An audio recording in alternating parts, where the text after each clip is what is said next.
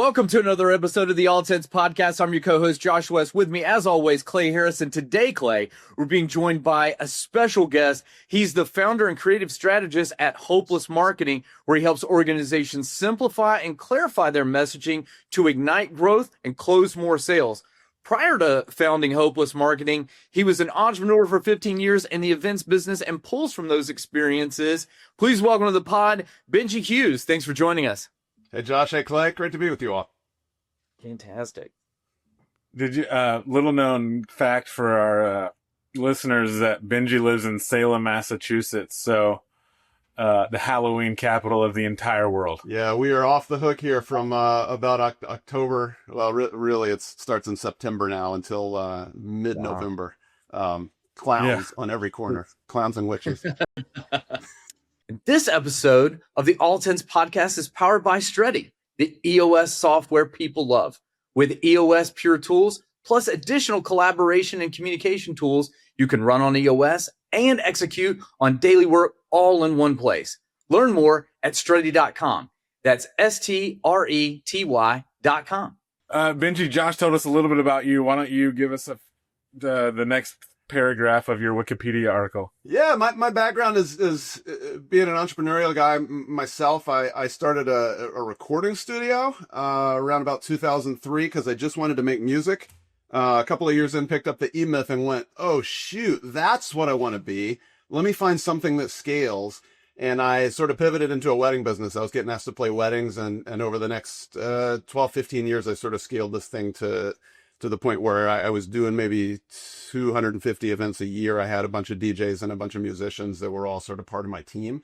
And figuring out how to scale that, I kind of became obsessed with the entrepreneurial journey. Had one foot in marketing the whole time. I had a buddy who ran an agency. So my sort of other job, in addition to being the founder, was writing strategies with him and using everything that I was learning in my own business with other people.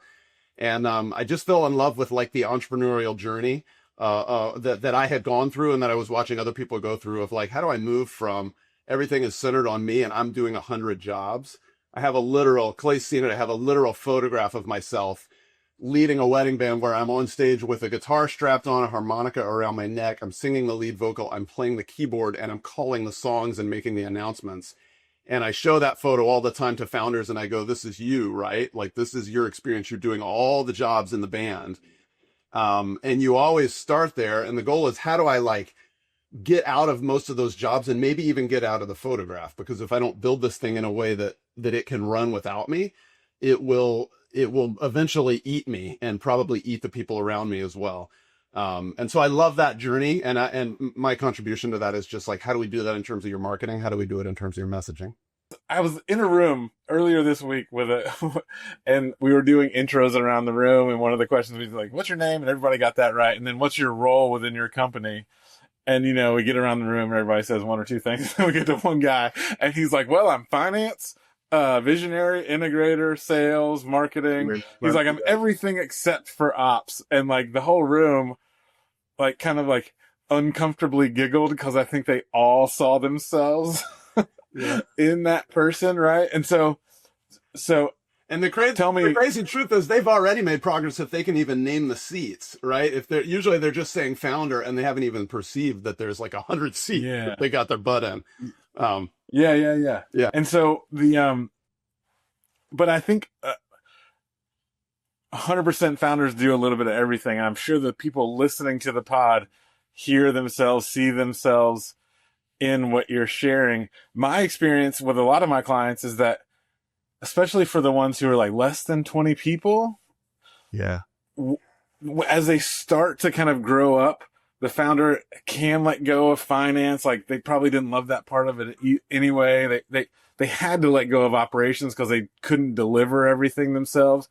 But a lot of the founders I'm working with at those smaller and growing companies are still hanging on to that sales thing. So what I heard you say, Benjie, is like helping people get out of the photograph. Man, that's like hard, both like kind of functionally and probably also psychologically. So give me like a few minutes on how. And there is a way to do that. I think the journey that I see and the mistake I see people often make when they're in that kind of like 5, 10, 20, 50 employee range is they went through every business starts, right, where you're like, what do we do and who do we sell it to? And you stumble around and you bumble and you struggle, and then you find your audience and you start to close and you start to build and sell, and then it gets really fun, and you're doing things very relationally, and it's probably very founder led. And then you get to what you guys call hitting the ceiling, right? You always hit a point where you're like, well, what we did isn't working as well. And then in sales and marketing, which I feel like need to be talked about in the same breath, it usually has to do with complexity. Your offerings have become more complex. Maybe you were doing one thing, right? I started playing piano at weddings, and then I ended up with DJs, live music, like all these different things, and people don't understand your services anymore. They're too complex, and then selling becomes harder. And so you can graph it, and you usually see this plateau where you just like every step forward is becoming harder than the previous one, because as you've experienced success, you've gotten complex. That complexity has made it harder to continue to succeed. And the mistake that people will often make is go, well, now we need to market harder. So let's post on LinkedIn 25 times a day, or let's buy some advertising. They race kind of all the way. They've gotten this far probably on relationships. And they race all the way to the other end of the spectrum where they're like, now we're going to be just an ad, like a faceless thing that can reach 1 million people, but has no sort of relational trust behind it. And it's just the most expensive way to marketing, right? To go and just pay for eyeballs in whatever way you're doing that, and just ramp up the posts or ramp up the noise is usually the most expensive way to try to bring new people in. And so what I typically tell people is like, start at the bottom of, if you have a funnel and it starts with awareness, people have heard of you. And then the next step typically is consideration. We're thinking about buying from you. And then decision, like, what's your price? I'm going to make a choice. Start at the decision stage. And if you got 4 contracts and you close 1, try to close 2, and then work your way up to consideration, and focus on awareness last, because awareness is where the money goes out of your company, and the decision is where the money comes in. And so you want to refine everything. The people you've already got, you want to be more efficient with closing them before you worry about how do we get more eyeballs.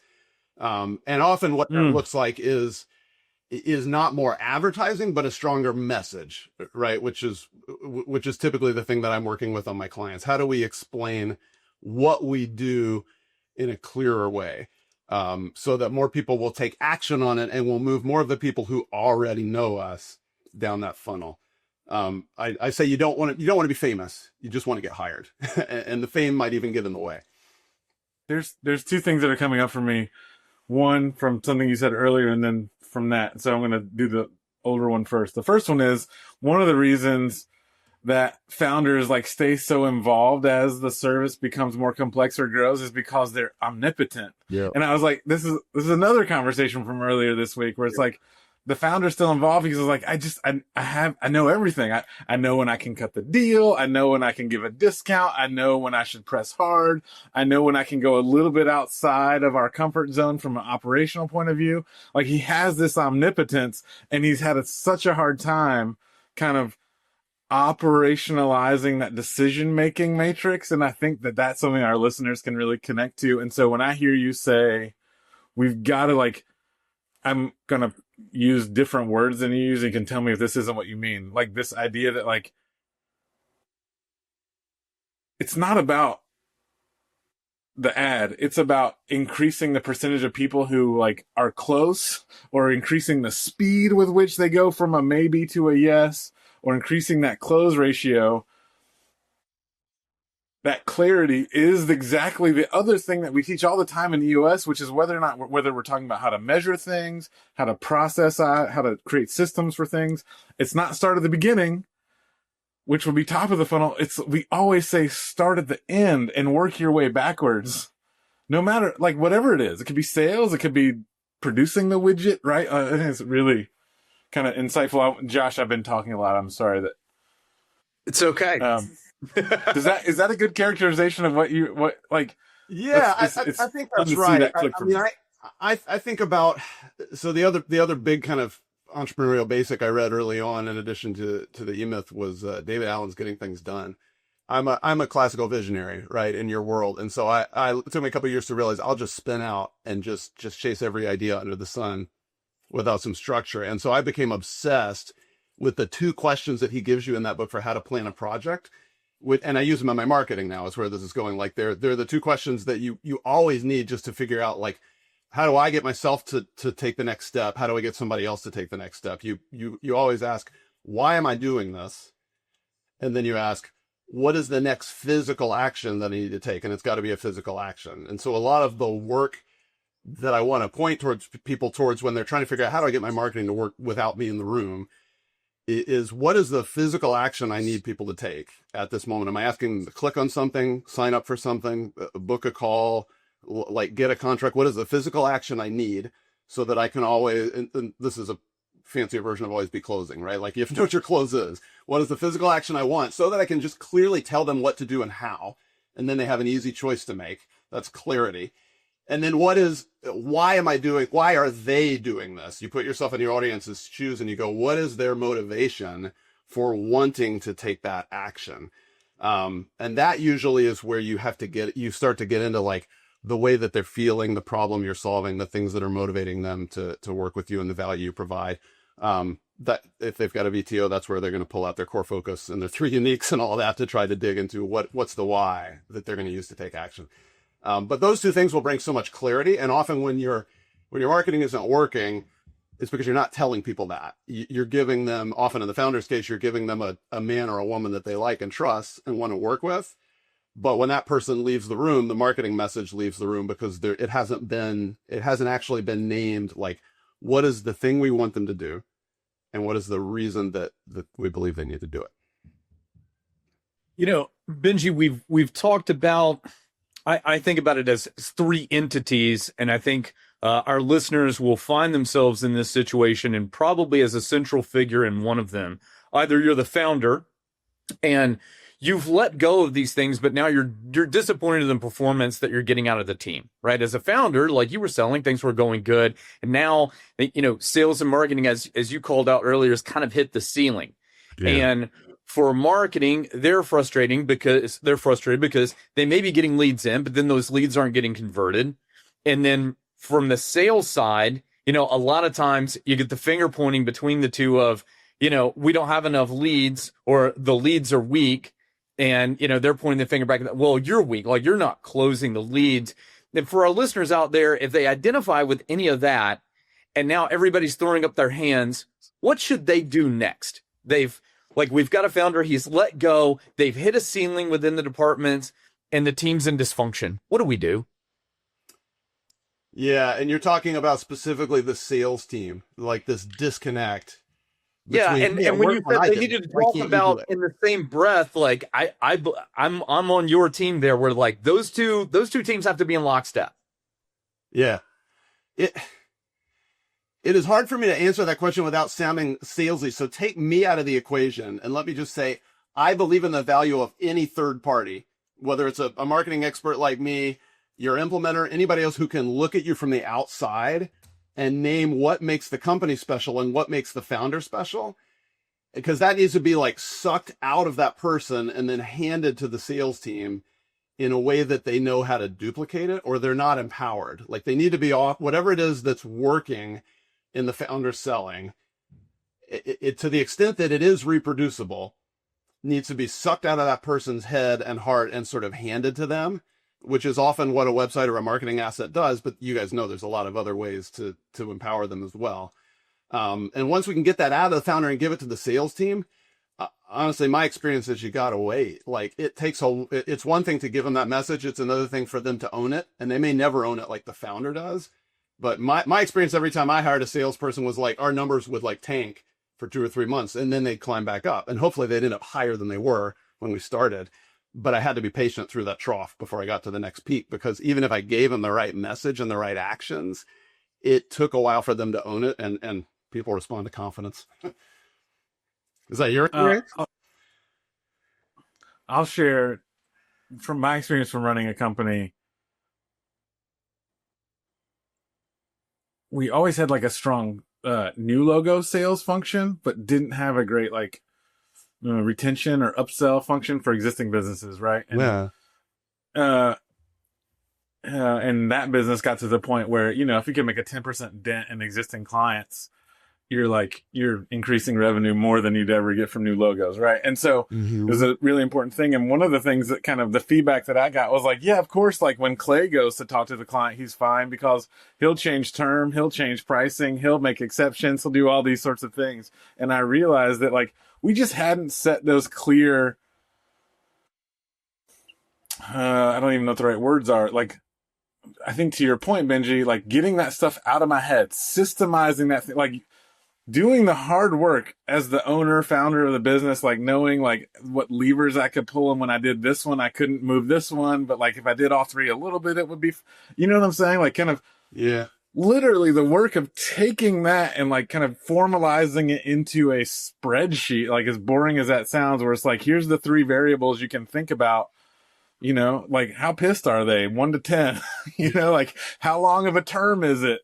How did we really mess up? Or are they just hard to please? Like all these things that kind of as an owner, you kind of have a gut about and you just react to, like your ability to get that out and create simple systems that people can latch onto quickly, especially in sales, helps them be empowered. It's kind of like saying, go sell more, but not giving them the budget, time, authority is such a it's 100% true, and I see it all the time with the clients I work with. The founder, I feel like I'm going through it for a second time now because this agency is not quite a year and a half old, and so I'm going through this experience of starting back at the beginning with just me, like after having scaled something in a previous life, relatively far for the industry I was in, and I'm like watching myself go through the same lessons as before. I'm trying to go through them faster, but there's this personal growth curve of like, I don't know, at least for me, I feel like I'm awful at everything and I'm faking it for a little while.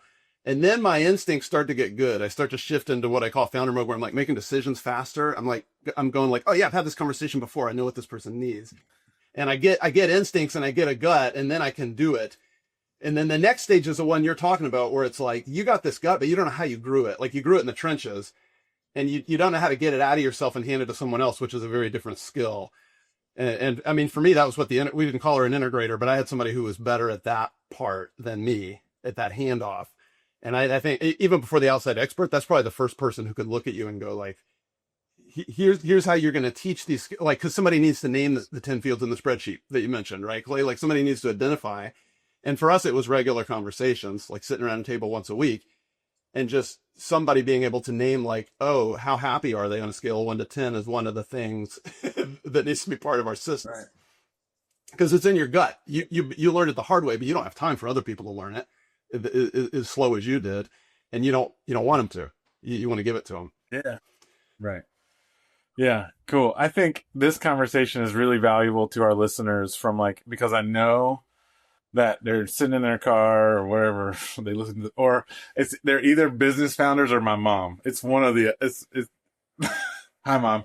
And so that's when I'm washing dishes. That's when I'm rocking out to your business wisdom. So there you go. Cool. Yeah. And I know they're hearing themselves in the thing of I'm the founder and I do everything. So I think this has been really kind of valuable for them to kind of like, one, know that they're not alone. It's a really normal thing. And two, like you actually just have to be intentional. I really like what's the next action? Be intentional about kind of getting out of it. I think it's a really cool message. Benjie, we always wrap up the podcast with a couple nuggets. And so if the folks who are listening, who we've kind of been talking about, if you could get them to do one or two next things, what do you think would be the most impactful moves they can make to kind of solve some of the frustrations we talked about at the beginning of the pod? Yeah, I mean, if you're not talking to somebody outside of your head already, you need that. It could be a paid consultant like me. It could be a CEO group. It could be your integrator, but you need somebody else out of your head. And then the specific marketing wisdom that's on my mind today is when it's time for a change, when it's time to do things differently, your gut is right, but don't go too far. Don't throw out what's been working, scale it. But don't throw it out and do a completely different technique because you're good at what's been working. Iterative improvement. Love it. Josh, any nuggets for you? What I'm taking away from this conversation that Benjie hit on ever so quickly is the patience involved in my career and in working with my clients now. I mean, we live in a world of 15-minute oil changes, microwave popcorn. I'm going to run this ad and I want a client tomorrow. And so I feel as though a lot of marketing and sales departments are on very short leashes, and, everybody wants everything now. And, to have that commitment and consistency to really see something through, really take the time to get the statistically significant results, and really figure out, what the right marketing messaging and what those channels are for you is critical. And if we're always just panic reacting, then I think we're just chasing our tail a lot. And I see that with a lot of people. And so Benjie mentioned patience. And so I'll encourage our listeners out there to pick a lane and then stay patient with it. Cool. Love it. Benjie, if people want to find you, where would they find you? How would they get in touch with you? Hopelessmarketing.com is the easiest. And I'm going to throw something I haven't done before, but if anybody would like me to just take a look at their website or one audit and just one asset and give them an audit on like, hey, how clear is this? Do I think that I can tell what you want people to do and why they should? I'm happy to do that for anybody that sends me an email. I wish I had like a sound effect button. I could be like, special offer. Anyway, cool. Well, so, Benjie, thank you so much for joining us today. We're happy to have you. Glad to count you as a friend. And, likewise. Thanks to our listeners for listening. This is the Alt Ends Podcast. My name is Clay. His name is Josh. We're EOS implementers, trying to help you build a better business and better life. And so we're so glad that you're here. Please do all the things you do with the podcast. Like it, share it, subscribe, flip it and reverse it. Subscribe. You can subscribe. You can do all those sorts of things. And find us on LinkedIn or any other social media platform. I don't think we're on Snapchat. We are not. Okay, cool. Anyway, thanks everybody. Good job, guys. See you next time. Bye. Bye.